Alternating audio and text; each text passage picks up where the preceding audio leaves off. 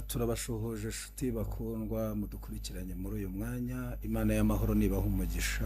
Turabifuriza Pasika nziza abari mu Rwanda, abantu bari mu bihugu bitandukanye, ku migabane itandukanye. Turabifuriza Pasika nziza, Imana ibagirire neza. Reka rero dutangire uyu mwanya dusenga Imana, tuganire ijambo ry'Imana. Mana yacu, uri Imana yo kwizerwa, uri Imana igira neza, uri mwiza, ubereye mwiza abagutegereje.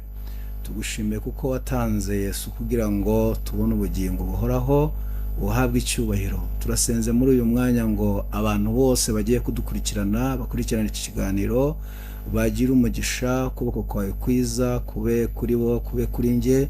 Turagushimiye kuko utangiranye natwe, uza gusozanya natwe, mu izina rya Yesu Kristo wa Nazareti tubisabe twizeye, amen. Imana ibaha umugisha, Imana ibarebe neza, Imana ibagirire neza.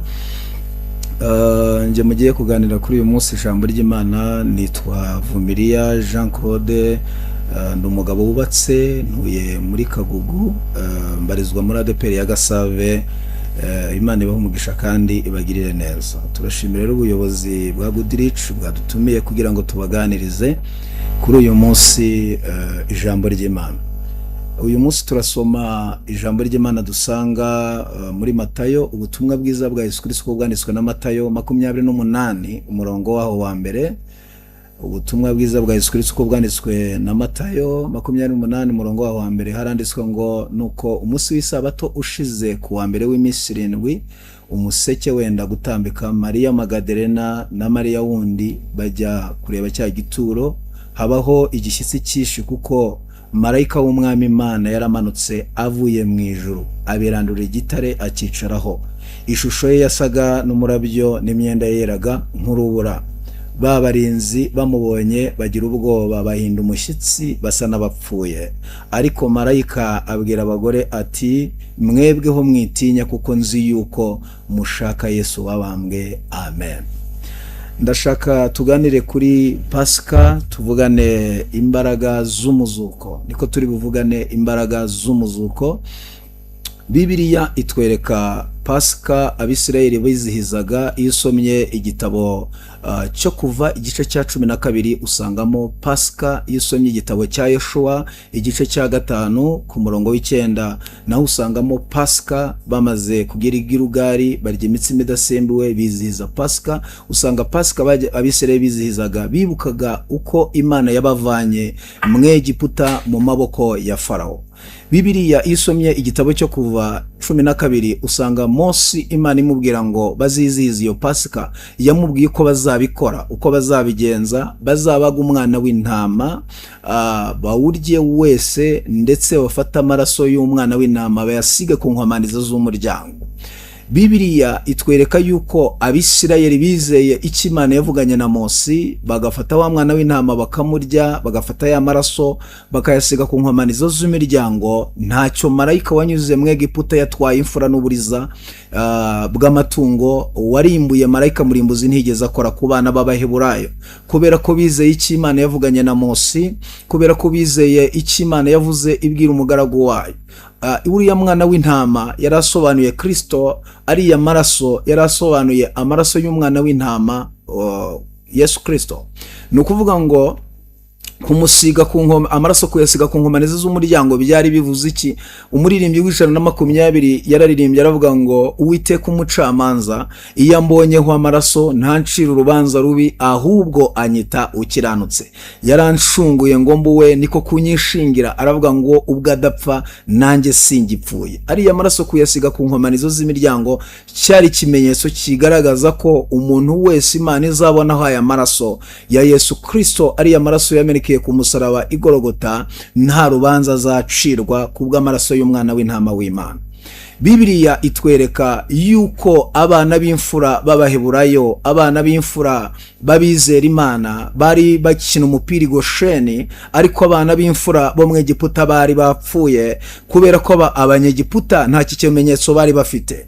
Iyo Abisirayeli bizihizaga Pasika yihe, bizihizaga Pasika bazirikana gucungurwa, bazirikana kuva mu buretwa, bazirikana gukurwa ku ngoyi yo kwa Farawo. Nicyo bizihizaga. Imana yabwiye Mose ngo uko kwezi kuzababera ukwezi kw'imfura mu yandi mezi. Imana ishimwe cyane, haleluya. Muzaze muhora mubyibuka. No kuvuga ngo hari Pasika Abisirayeli cyangwa se Abayuda bizihizaga bazirikana ukuntu Imana yabavanye mu Egiputa kwa Farawo, bibuka imirimo y'Imana, buryo ki Imana yabavanye ku ngoyi. Bari bamaze imyaka 430 baba mu buretwa bakora ubucakara, ariko Imana ibatekerezaho, yibuka isezerano ryayo, ibavana mu maboko ya Farawo. Iyo ni Pasika y'Abisirayeli, iyo ni Pasika y'Abayahudi, ariko hakaba Pasika duhuriyeho twese, Pasika y'abantu bose tugomba gufeta ari uyu munsi. Iyi Pasika iratwibutsa iki? Ipfa n'izuka ry'umwana w'intama w'Imana Kristo.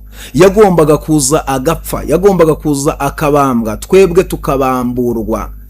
Adamu wa mbere yisomye igitabo cy'Itangiriro, usanga uko umuntu yacumuye. Adamu wa mbere yacumuye ku Mana, ntiyumvira Imana, hanyuma haza urupfu. Ko yari yabwiye umugore n'umugabo, babwira ngo nimurya kuri iki giti no gupfa muzapfa. Ntabwo Imana yaremye umuntu ngo apfe, ahubwo yaremye umuntu ngo abeho, ategeke, atware isi.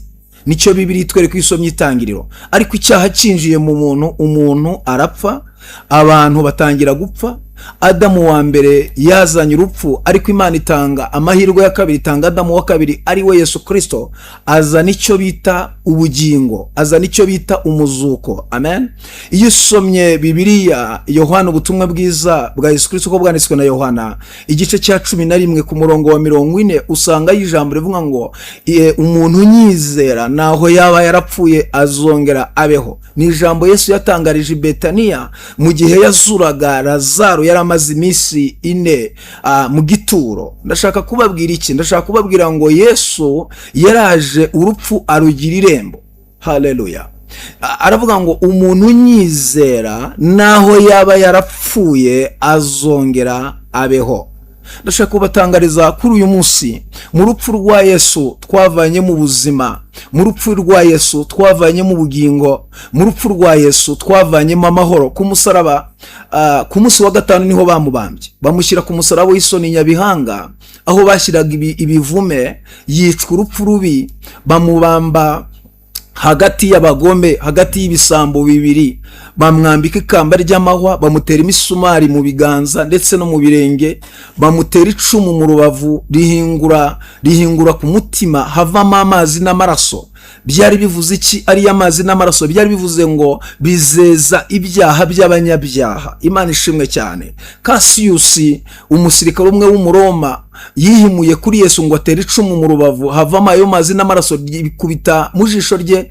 Bari baravuje, ari umusirikare ukomeye w'umufisiye, ahantu hose ngo byari byaranze ko ijisho ikira, ariko aya maraso ya Yesu ageze mu jisho ry'uyu mugabo Cassius, mu batagatifu bibuka bahowe Yesu nawe abamo. Kubera iki? Ngo ijisho rye amaraso n'amazi biguyemo yararebye arakira.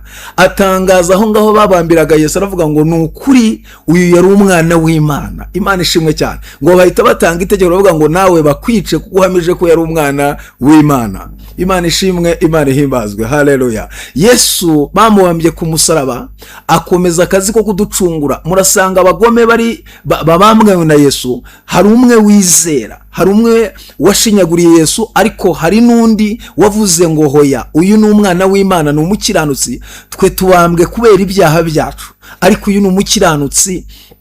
Ahoza mugenzi we aramubwira ngo hoya, ayo magambo yareke. Ahubwo ngo ahindukire Yesu aramubwira ngo rata mwami, nugera mu bwami bwawe uzanyibuke. Yesu aramubwira ngo wibishyira kera, ni ukuri uyu munsi turi bubane muri paradizo. Imana ishimwe cyane. Igisambo cyinjira ubwami, igisambo cyinjira ijuru kubera kwizera Kristo. Imana ishimwe. Satani yafunze amarembo yose aduhuza n'Imana, ayagira bloke. Anyura mu mugore witwa Eva, aracumura, asamburura ku giti cy'imbuto muri Edeni. Satani ngo yarazi ko abirangije, tutazongera kugirana ubusabane n'Imana, tutazongera gusabana n'Imana, anyuze mu mugore witwa Eva, amushutse, amubwiye ko ariye ku giti cy'imbuto cyamenyeshaga ikibi n'icyiza, ko yamera nk'Imana yarema. Hari ibyo yamwumvishije, asaruraho ararya, ndetse ahereza n'umugabo bararya, basanga bambaye ubusa. ndetse ngo bahunga mu maso y'Imana. Ariko za mbabazi z'Imana, Imana yica itungo rimwe ibaha uruhu. Iyo Pasika ya mbere usanga aho mu ngobyi ya Edeni, Imana igaragaza imbabazi zayo, irabafubika nubwo bari bacumuye. Reka mbabwire imibare 3 Satani yakoresheje afunga inzira ziduhuza n'Imana. Icya mbere yanyuze mu mugore, icya kabiri yafungishije kode yitwa icyaha, icya gatatu yanyuze mu giti cy'imbuto, inzira arazifunga azigira bloke, ngo yarazi ko tutazongera kugirana ubusabane n'Imana. Ariko nagira ngo mbabwire abizera Kristo, abizera Imana, mbabwirira ijambo, ntabwo isi n'ijuru kuva byabaho, ntabwo Satani yari yamenya umubare w'ibanga Imana ikirisha abantu, password y'Imana. Ntabwo Satani yari yayivumbura, ntiyari yayimenya. Niyo mpamvu uriho, niyo mpamvu ndiho. Imana ishimwe, Imana ihimbazwe. Kuva isi n'ijuru byabaho, ntabwo Satani yari yamenya password, umubare w'ibanga Imana ikirisha abantu. Ntabwo Satani yari yawumenya, ntiyari yawuvumbura. Satani aheruka kinga, ariko ntamenye igihe Imana yakinguriye. Hari inzira Imana igifungura, Satani aba yafunze, yagize bloke. Kubera iki? Kuko Yesu afite urufunguzo rukingura, urufunguzo rukinga. Imana ishimwe cyane. Yanyuze mu mugore arafunga, agira ngo birarangiye. Imana mu bubasha bwayo no mu budahangarwa bwayo, nayo inyura mu mugore witwa Mariya. Imana ishimwe cyane. Ni kimwe Satani yanyuze mu mugore witwa Eva, Imana ije kudusubiza muri systeme, nayo inyura mu mugore witwa Mariya. Ni kimwe. Icya kabiri, Satani yakoresheje kode yitwa icyaha, afunga amarembo cyangwa inzira ziduhuza n'Imana ubusabane. Imana nayo ifunguza password yitwa gakiza.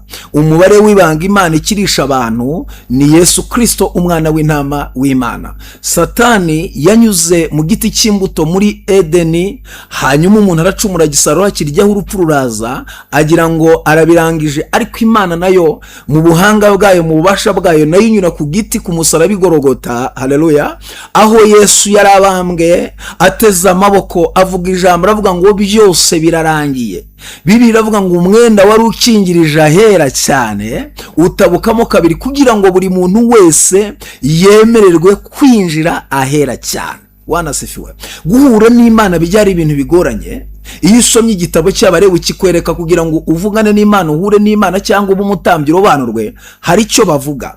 Donc hari abantu bari bafite inenge, Abalewi batwereka, ufite ibisebe ntiwemereye kwegera imbere y'Imana, ufite inkovu, ufite umutwe ubyataraye ntibyemewe, uri mugufi ntibyemewe, ibi byarwa n'ibinyendaro ntibigahagarara hera hanjye. Hari amategeko, ureba imirari ntibyemewe, ufite hari inenge bavuga hariya. Ariko ibyo byose Yesu yaraje kubivanaho kugira ngo tubonane n'Imana, hatajeho ayo mabwiriza n'ayo mategeko n'ayo mahame. Ucumuye, ukoze icyaha, usambanye, wibye, wishe umuntu, hari ibihano byababaga bihari. Hari icyaha wakoraga bakagutuma inuma y'intungura, bakubwira ngo ugende uzane inuma y'intungura, hanyuma uyihereze umutambyi, ntiwemereye kuyijyanira, urayishyira umutambyi agenda yitambe, hanyuma igitambo nicyemerwa ububabare bw'ibyaha. Inuma y'intungura abahanga bavuga ko ni inuma ziba mu kibira, ziboneka ahantu mu ishyamba, nko mu rya Nyungwe, za Amazon, amashyamba akomeye, hari amashyamba manini abariho. Ni ukuvuga ngo ni inuma igendera mu kirere ahantu hejuru, ntabwo ari za numa borora, ndetse za numa ubona zigenda hano hasi. Ni inuma zigendera mu kirere hano kure cyane. Bakagutuma iyo numa, kondisiyo ni ukuyizana nta baba ryapfutseho, kandi ikindi ari nzima. Ukayizana umutambyi nawe akayijyana imbere y'Imana akayitamba. Abatambyi nabo binjiraga ahera rimwe mu mwaka bajyanye ibitambo. Ntabwo ari buri munsi, ntabwo ari buri gihe.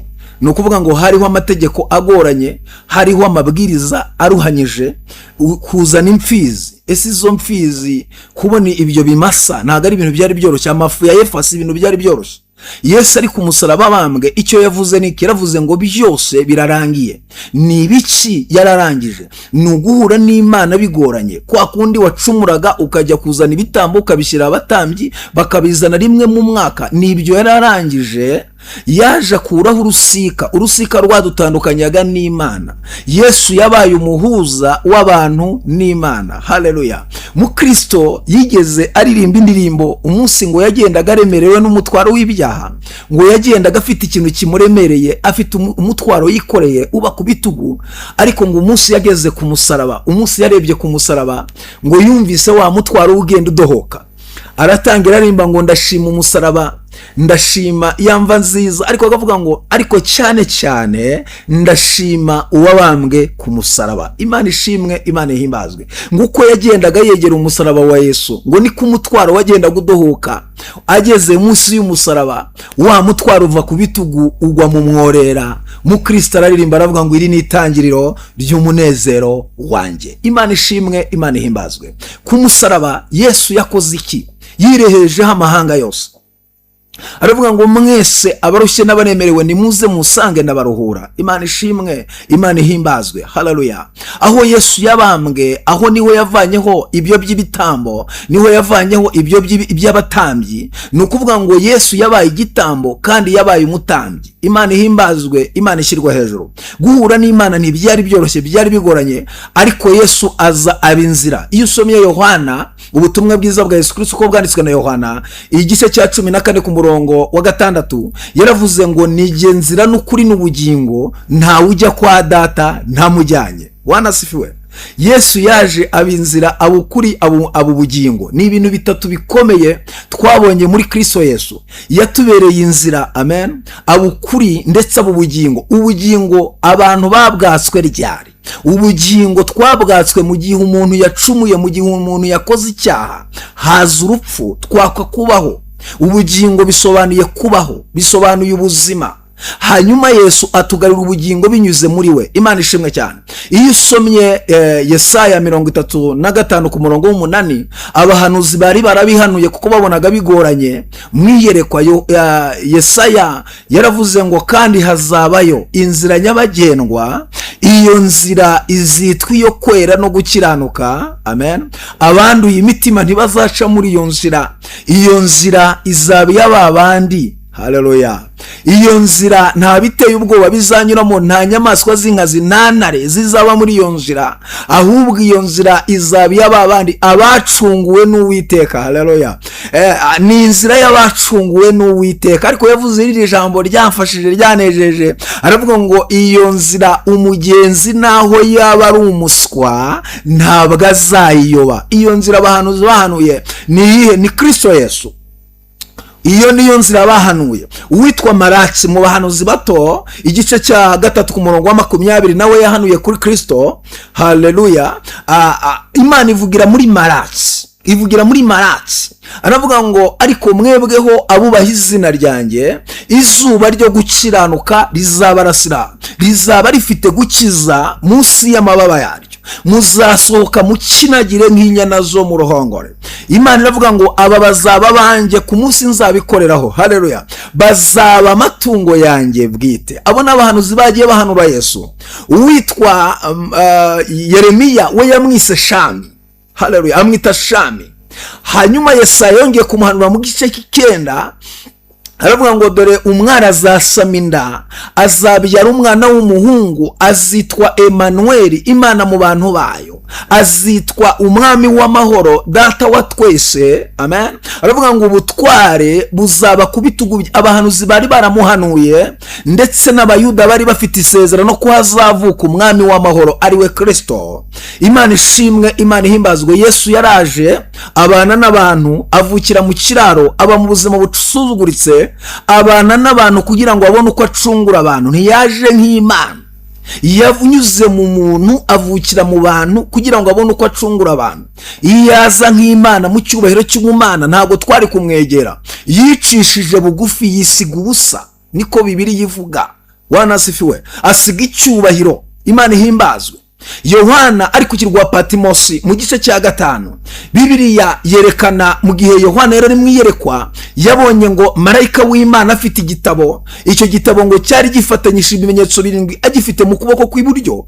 Atanga itangazo, ararangurura, aravuga ngo ninde wacungura umwana w'umuntu ngo acyerekeza mu bizima? Ibizima bibonye imibabaro, bibonye imiruho, bibonye ku umuntu azabaho ubuzima azabaho, ngo bagitera umugongo ntibakireba. Acyerekeza mu bakuru ntibakireba. ntibakireba, akerekeza mu baserufi ntibakireba, akerekeza mu bakerubi abo nabo ntibakireba, ngo bagitera umugongo. Aza mu isi mu bakomeye n'aboroheje, aravuga ngo ninde wacungura umwana w'umuntu, habura n'umwe. Agiye n'ikuzimu, marayika ngo yatanze itangazo rigera n'ikuzimu, habura n'umwe.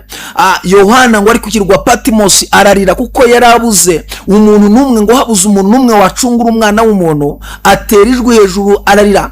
Ariko wa marayika ngo agiye kubonabona hari uhagurutse hagati y'ibitereko by'amatabaza 7 n'inyenyeri ndwi imyuka ndwi, ngo ahaguruka mu icyo cyubahiro yenda cya gitabo, amena ibimenyetso 7 bigifatanyishije, bivuze ngo yemeye imibabaro, yemeye gucungura umuntu. Wanasifiwe, haleluya. Marayika abwira Yohana, aramubwira ngo wirira Yohana, intare yo mu muryango wa Yuda, gishyitsi cya Dawidi, arahagurutse yenze cya gitabo, amenya ibimenyetso 7 bigifatanyishije. Nta wundi wemeye kuza ni Kristo, niwe waje kuducungura, niwe waje kutwitangira, niwe waje kutubambirwa. Nta wundi muntu uzabona ushobora kubambirwa umuntu mugenzi we, ntihazagire ukubeshya ngo nyina gupfira ngo nyina kubambirwa. Ni Yesu wabishoboye wenyine. Wanasifiwe, haleluya. Ni Yesu wabishoboye wenyine, niwe watubambiwe, niwe wadupfiriye. Urukundo yadukunze rwatumye atubambirwa. Iyo usomye Yohana ubutumwa bwiza igice cya 3 ku murongo wa 16, hari ijambo rivuga ngo kuko Imana yakunze abari mu isi cyane, byatumye itanga umwana wayo w'ikinege, kugira ngo umwizera wese atarimuka, ahubwo ahabwe ubugingo buhoraho. Pasika rero tuvuga uyu munsi ntabwo ari pasika y'abayuda, si pasika y'abaromani, si pasika y'ubwoko runaka, ni pasika y'umuntu wese wizeye Kristo nk'umwana w'intama w'Imana, akizera Yesu Kristo ko yapfuye akazuka.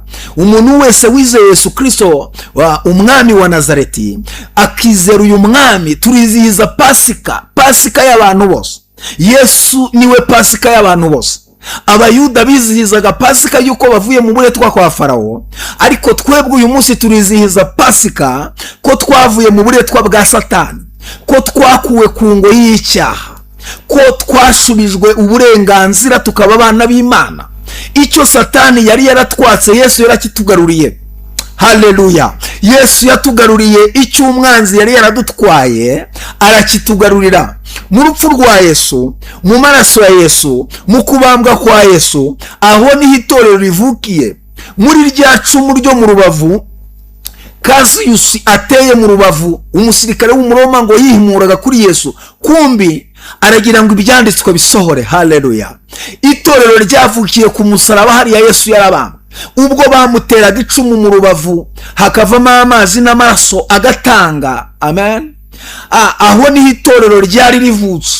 Mu gihe yari ari gusenga i Getsimani, mu gihe yari ari ku musozi abwira Imana ngo data, iki gikombe niba bishoboka kindenge. Bivuze ngo hari aho yageze agira intege nkeya, yumva gucungura ntari bubibashe, ariko ngo Imana imwoherereza marayika amwongerera imbaraga. Imana ishimwe, haleluya. Amwongerera imbaraga, asenga isengesha avuguruza irya mbere, aravuga ngo data, nibibe uko nshaka ahubwo bibe uko ushaka. Imana ihimbazwe, haleluya.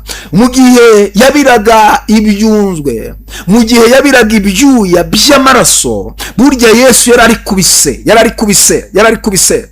Bamukubita inkoni zitwa inga zomora inyama, ni inkoni ukubita ikomora inyama igashishimura. Burya yarari kubise. Mu gihe bamwambika ikamba ry'amaha, yikoreye umusaraba, za ngendo zose yagendaga bamuhererekanya kwa Kayafa, kwa Pilato, ahantu hose, burya Kristo yarari kubise. Mu gihe yarari ku musaraba bamusomesha sipongo, burya yarari kubise. Ariko bamuteye icumu ryo mu rubavu, havuyemo amazi n'amaraso, itorero riba rivutse. Haleluya. Aho niho twavuye, aho niho twakomotse. Imana ishimwe, Imana ihimbazwe. Aho niho itorero rivukiye ku musaraba, aho Yesu abambwe hariya niho itorero rivutse. Uyu munsi nshuti zanjye, nshuti zabera, nigira mubwire ngo turizihiza pasika, gupfa kuzuka kwa Yesu Kristo umwami wa Nazareti. Twebwe turizihiza pasika iyo ngiyo. Yesu niwe pasika yacu. Amen. Haleluya. Pasika yacu twizihiza ni iyo ngiyo. turizihiza ipfa n'izuka ry'umwana w'intama w'Imana. Reka mbabwire ngo Yesu urupfu ni rwamuheranye, yaje guca mu rupfu kugira ngo atubwire ngo haleluya, umuntu unyizera naho yapfa azongera abeho, azazuka. Urupfu arugira irembo, aho ngaho niho duca tujya ibwami. Nagira ngo ntangarize abantu badukurikiranye muri uyu mwanya, tubabwire ngo hanyuma y'ubu buzima hari ubundi buzima. Amen. Kristo bamuhambye mu buryo buri special, mu buryo budasanzwe, mu buryo bukomeye. Abaroma n'abatambyi ngo bamuhambye mu buryo buri special, kuko yari yarababwiye ngo ku munsi wa gatatu nzazuka, nzapfa ariko ku munsi wa gatatu nzuke. Baravuga ati uyu mwesikoro, uyu mutekamutwe ni mu muhambe mu buryo butandukanye nuko muhamba abandi bantu. Bamuhamba mu buryo buri special. Nusoma Bibiliya neza witonze, bamushyize aho mu gitare, babyerekaho ikindi gitare. Ibuye bashyize ku gituro cya Yesu ryapimaga tone 2, bashyiraho ibuye ripima tone 2, bashyiraho ubushishi, icyo barabetona. Si ibyo gusa, bashyiraho idarapo ry'Abaroma. Bashaka abasirikare ba sniper bamudahushwa, baravuga ataramutse avuyeyo mu murase, mwongere mu murase. Kandi umwigishwa nibaza muri babigishwa uza kumwiba nawe mu murase. Ni ukuvuga ngo bamurinze mu buryo buri special, mu buryo budasanzwe. Ariko turashimira Kristo, haleluya, uwapfuye akazuka. Mu gihe bamuhambye, mu gihe ku munsi wa gatanu niho bamushyize mu mva mu gituro, ku munsi wa gatandatu yaragiye akingura ibituro by'abera, yambura urufunguzo Satani, akingurira abera. Haleluya. Ku munsi uyu nguyu turiho, Bibiliya yavuze ngo ku wa mbere w'iminsi 7, umunsi w'isabato ushize, uyu munsi ku cyumweru, umuseke wenda gutambika. Haleluya. Mariya Magadalena na Mariya wundi bajya kureba cya gituro. Bibiliya yavuga ngo habaho igishyitsi cyinshi. Kubera iki? Marayika w'umwami Imana yaramanutse avuye mu ijuru. Bibiliya yavuze ngo abirandura igitare, amaze kubirandura igitare akicaraho. Haleluya. Amaze kukicarira, Kristo arazuka ava mu gituro. Amen. Imana ishimwe. Yesu arazuka ava aho bari bamushize. Bwana sifiwe sana. Haleluya. Azuka n'intsinzi. Imana ishimwe. Reka mbabwirire ijambo. Yesu avugana na Yohana yaramubwiye ngo witinya, nari narapfuye ariko ndifoye mu bazutse. Amubwira indi jambo nakunze, aramubwira ngo ufite urufunguzo. Haleluya. Afite urufunguzo rwa kuzimu, ndarufite ubu ngubu, ndarufite, mfite urufunguzo. Niryo jambo yabwiye Yohana ari Patimo, aramubwira ngo ufite urufunguzo. Imana ishimwe. Hari ijambo yavuze avuga ngo nijye ukinga ntihagira ukingura, kandi iyo nginguye ntawe ukinga. Imana ihimbazwe, Imana ishyirwe hejuru. Haleluya. Reka mbabwirire ijambo shuti, ntabwo ari inkuru, si amateka. Yesu yarapfuye arazuka. Bwana sifiwe. Haleluya. Ntakiri mu gituro, umwami w'abami yarapfuye agira gute? Arazuka. Yamaze iminsi 40 yiyerekana i Yerusalemu, yiyereka abigishwa. Nta yindi ndamutso yarababwiraga ngo amahoro abe muri mwe. Bwana sifiwe. Haleluya. Na watomu utarizeraga, Yesu ngo yamuhaye uburenganzira bwo gukora muri za nkovu z'imbereri. Aramubwira ngo Toma we, nubwo wizera wakozeho, ariko ngwino ukoreho, ninjye Yesu wapfuye ndazuka, ninjye wabambwe ndabamburwa. Akora mu nkovu zo mu rubavu, amwereka inkovu zo mu kiganza, amwereka inkovu zo ku birenge. Toma aravuga ngo niwe koko, niwe ni Kristo. Haleluya. Niwe wazutse. Nagira ngo mbabwire, Yesu ntakiri mu gituro, Yesu yarapfuye arazuka. Bwana sifiwe sana. Haleluya. Ndashaka kubahira ijambo muryumve kandi muryizere. Iri jambo ni muryakire. Satani nta rufunguzo agifite, cyabikoze afite urufunguzo rukinga, ariko ntafite urufunguro. Icyo cyumve neza. Satani aheruka kinga, ariko namenye igihe Yesu yakinguriye. Nimukora ubushakashatsi, nimunafata n'umwanya wo gutekereza, murasanga hari ibintu Satani yari yarafunze ku buzima bwanyu, ariko ntimwamenye uko byafungutse, ntimwamenye uko umwami yafunguye, ntimwamenye uko mwasohotse aho hantu, namwe ntimwamenye uko umwami yabikoze. Yesu yarakinguye agukuraho umwanzi yari yakuzirikiye. Nagira ngo utangarize ngo Yesu niwe ufite urufunguzo. Haleluya! Yesu afite urufunguzo rukingura. Satani nubwo akinga ariko si ukingura. Imana ihimbazwe nshuti yanjye. Nagira ngo umubwire wowe ushobora kuba wihebye utagifite ibyiringiro by'ubuzima, uwapfuye akazuka, haleluya, yazura ibyawe. Paulo yandikira Abefeso 3:20 yaravuze ngo ni ukwibasha cyane gukora ibiruta ibyo dusaba n'ibyo twibwira, nk'uko imbaraga zayo zingana zidukorera. Baravuga ngo ni imbaraga z'umurengera zibasha kuzura n'abapfuye. Haleluya! ngo ni nka zimwe zazuye Yesu. Imbaraga Imana yakoresheje izura Yesu ni imbaraga z'umurengera zikomeye. Haleluya! Abasirikare b'Abaroma bari barinze igituro cya Yesu, bose baguye hasi, bagwa hasi ngo babonye. Ariko umusirikare wese yatanze raporo zitandukanye n'iza mugenzi we.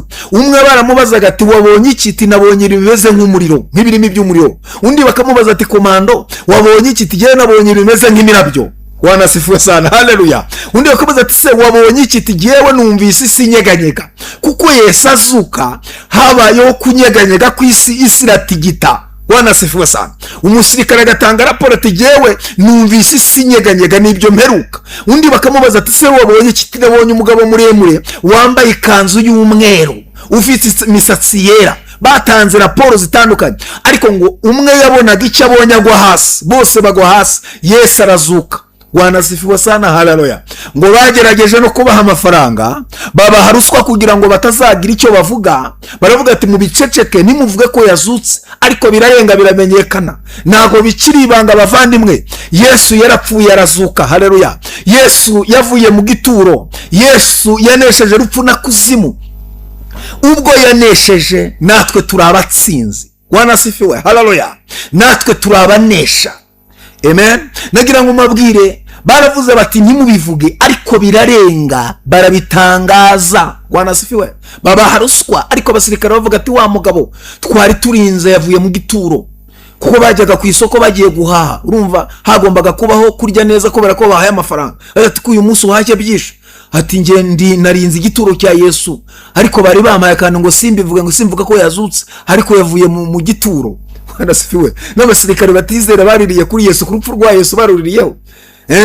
Ko wambaye neza kukeye, tireka umugabo wanjye yarindaga igituro cya Yesu nose yavuyeyo, azutse. Babahaye ruswa kugira ngo batabivuga, ariko nawe ntugire umuntu bibwira.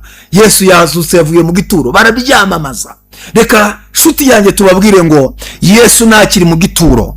Yesu yavuye mu gituro, yatsinze urupfu na kuzimu. Amen. Urupfu yarugize irembo. Urupfu nirwongere kubatera ubwoba, kubera ko Kristo yarugize irembo, niho duca tugibwami. Ndashaka kuvuga irindi jambo rikomeye.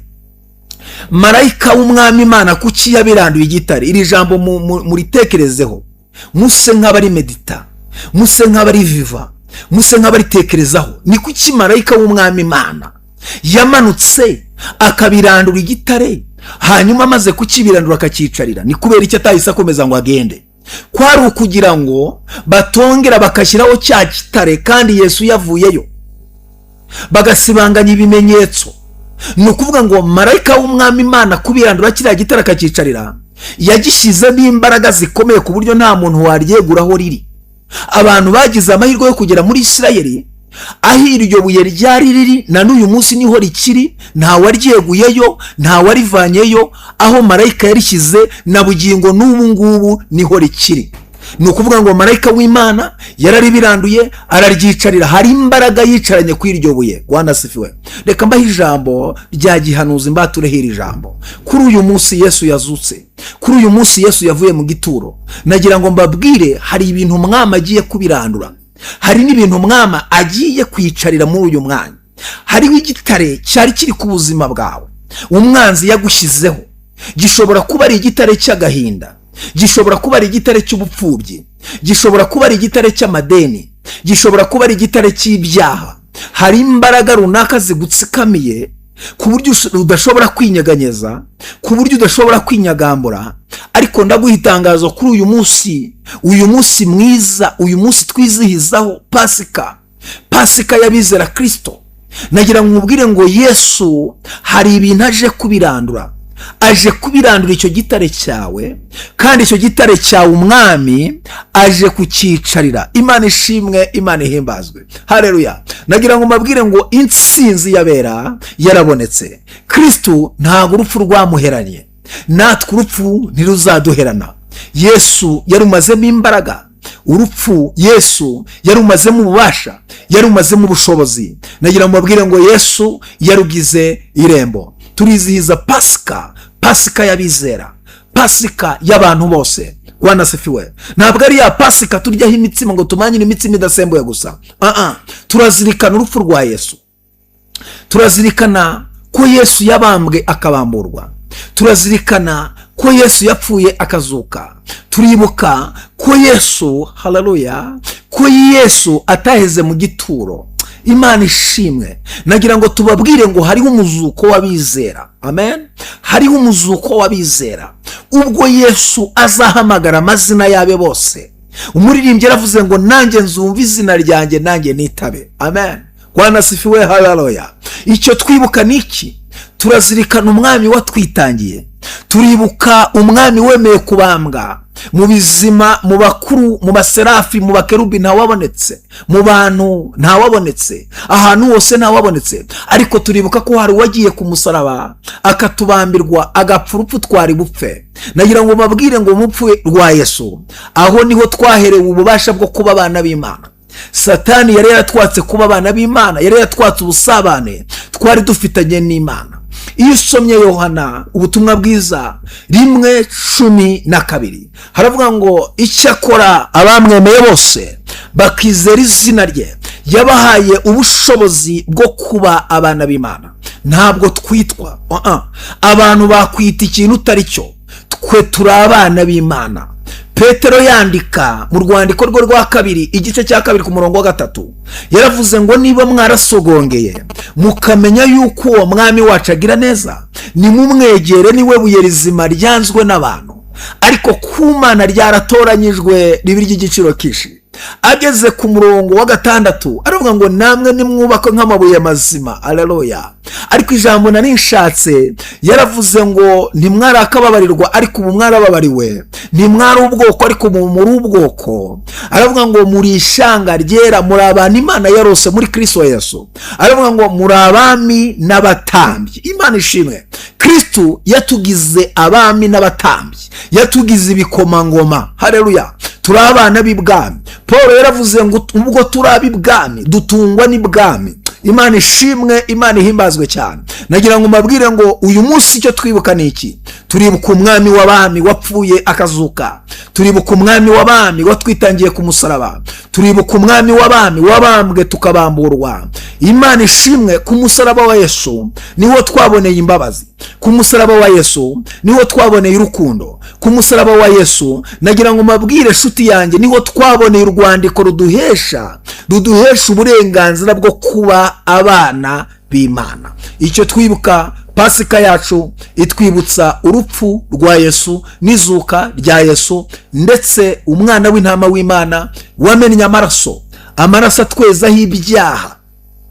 Amaraso y'intama ntiyigeze ahuza abantu n'Imana, amaraso y'imfizi ntiyigeze ahuza abantu n'Imana, ndetse inuma z'intungura ntizigeze ziduhuza n'Imana, amafu ya Yefa ntiyigeze aduhuza n'Imana, ibitambo byose abantu bagiye batamba ntibigeze biduhuza n'Imana, ariko amaraso y'umwana w'intama w'Imana ayo yatwejejeho ibyaha atugira abana b'Imana.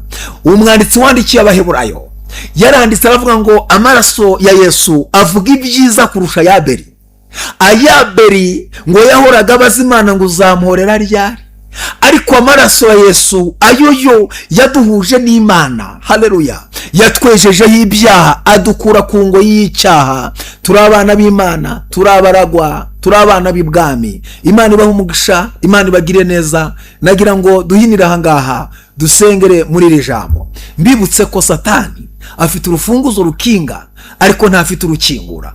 Niba hari n'ibintu ubona umwanzi yagiye aboroka agenda afunga, nagira ngo nkwibutse ko Kristo atangaje avuga ngo nijye ufite urufunguzo, ni njyewe ukingura ntihagire ukinga, ni njyewe ukinga ntihagire ukinga. Nagira ngo mbibutse iri jambo, Satani ntazi umubare w'ibanga Imana ikoresha ikiza abayizera. umubare w'ibanga w'Imana, password y'Imana, mot de passe ni Kristo. Yesu niwe mubare w'ibanga w'Imana. Imana ikoresha idukiza, niwe nzira, niwe kuri, niwe bugingo. Niwe ufite uwo mwana, niwe ufite ubugingo. Niba warakiriye Yesu Kristo nk'umwami n'umukiza, nagira nkubwire ngo ufite ubugingo bwuzuye. Niba utarakira Yesu Kristo nk'umwami n'umukiza, ikiri igihe cyawe cyo gufata umwanzuro ukavuga ngo Yesu ndakwizeye, Yesu ndakwakiriye, ndizeye ko wapfuye ukazuka, warabambura bamburwa. Wizere wakire Kristo mu buzima bwawe, uraba wakira ubugingo buhoraho. Imana ibaha umugisha, Imana ibagirire neza, ineza y'Imana ibabeho. Mana turagushimiye kuko ari wowe wemeye gutanga umwana wawe w'ikinege kugira ngo aze atwitangire, aze atubambirwe, tubamburwe, aze apfurupfu rubi, ajye ku musaraba w'isoni aho ngaho inyabihanga. Abazizera Kristo n'umusaraba wa Kristo, abo bazakizwe, bazakurweho urupfu rw'iteka, bazakurweho igihano twari twarakatiwe. Ariko Kristo umwana w'intama w'Imana, uwo wabambwe, uwo witanze, mwami twaramwakiriye, turamwizera, turagushimiye ko wamutanze, turagushimiye kuko haleluya wemeye kwisiga ubusa. Yesu ushimwe kuko wemeye kutubambirwa. Yesu ushimwe kuko wamennye amaraso y'igiciro avuga ibyiza kurusha ya mbere. Aya maraso atwezaho ibyaha. Nagende Yesu uyu muntu wari ukiri mu buzima bw'ibyaha mutunganya muboneze.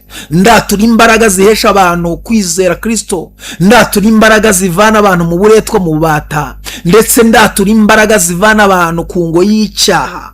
Uhereye uyu mwanya Kristo kora akazi gakomeye mu buzima bw'abantu bose bari bakurikiranye iri jambo n'iki kiganiro. Turagushimiye ko hari abantu bohoye, turagushimiye ko hari abantu hinduye bashya, turagushimiye ko hari abantu kuyeho ingoyi, turagushimiye ko hari igitaro biranduye, aba bantu bakaba bakiriye imbaraga z'umuzuko mu buzima bwabo, hakaba hari ibintu zuye mu mibereho yabo. Habwa icyubahiro n'ikuzo kuko ubyumvise kandi kubikoze mu izina rya Yesu Kristo wa Nazareti. Amen, amen. Imana ibahe umugisha. Murakoze. Amen.